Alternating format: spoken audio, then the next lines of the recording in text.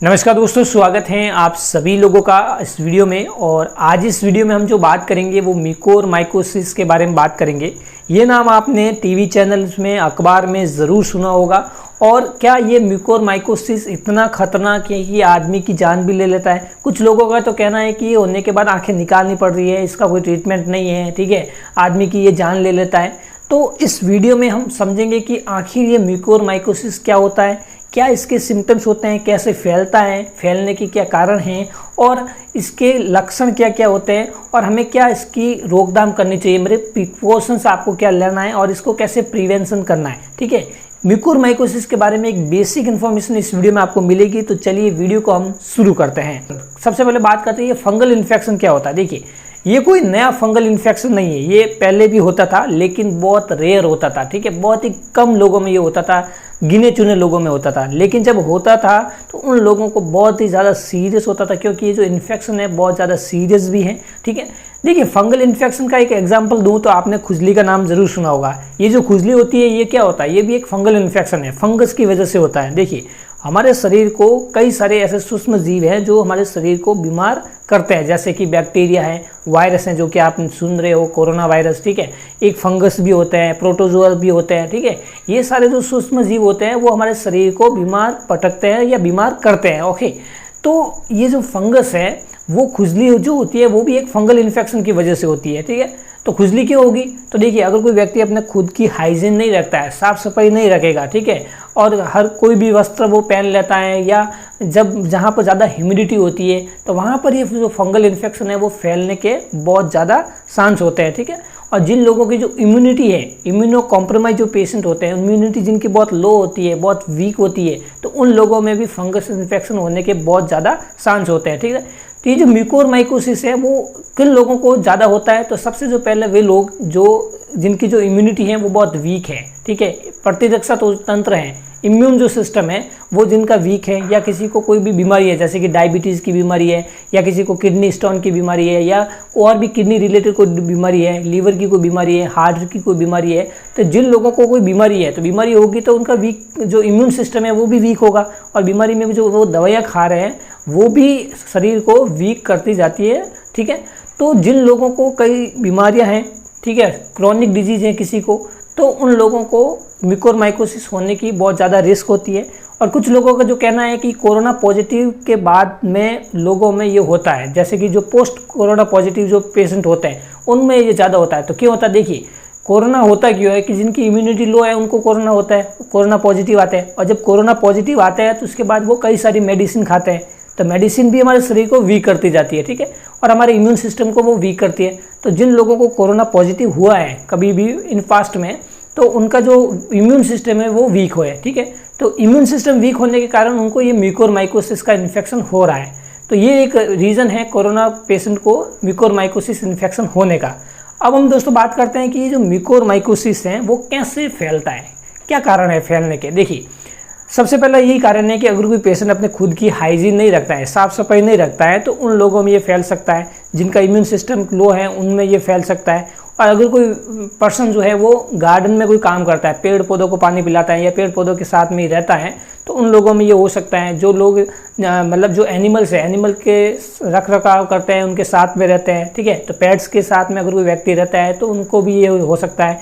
कोई सॉइल के कॉन्टेक्ट में आ रहा है तो उनमें भी ये हो सकता है। तो सबसे जो पहले इसका जो रीज़न यही है कि भाई जिनकी इम्यूनिटी लो है, जो अपने खुद की साफ सफाई नहीं रखता है, तो उनमें ये म्यूकोरमाइकोसिस इन्फेक्शन होने की बहुत ज़्यादा रिस्क होती है। ओके, देखिए अभी हम बात करते हैं कि जो म्यूकोरमाइकोसिस है वो जब फैलता है तो शरीर में कौन कौन से लक्षण आते हैं। देखिए, सबसे जो पहला जो लक्षण है, सबसे पहले तो हम बात करते हैं कि हमारे कौन कौन से ये शरीर के पार्ट को अफेक्ट करता है। तो देखिए, ये हमारे सबसे पहले नाक वाले जो पार्ट है, जो साइनस वाला पार्ट है, ये वाला जो पार्ट है, जैसे यहाँ से लेकर यहाँ वाला जो पार्ट है, इसे हम साइनस पार्ट बोलते हैं। तो सबसे पहले ये साइनस को अफेक्ट करता है, उसके बाद हमारी आइज़ को अफेक्ट करता है, उसके बाद ये ब्रेन तक जाता है, हमारे लंग्स तक भी जाता है, और अब हमारे पूरी स्किन में भी ये फैल सकता है। ठीक है, नाक को भी ये इन्फेक्ट करता है, तो और यहाँ तक ब्रेन में जाता है। तो ब्रेन का इन्फेक्शन होने के बाद बहुत ही ज़्यादा ये सीरियस होता है। तो ये कुछ शरीर के पार्ट हैं, वहाँ पर ये जो म्यूकोरमाइकोसिस है वो अफेक्ट करता है। देखिए, अगर किसी व्यक्ति को म्यूकोरमाइकोसिस का इन्फेक्शन हो गया है तो शरीर में कौन कौन से लक्षण आएंगे, इसके बारे में हम बात करते हैं।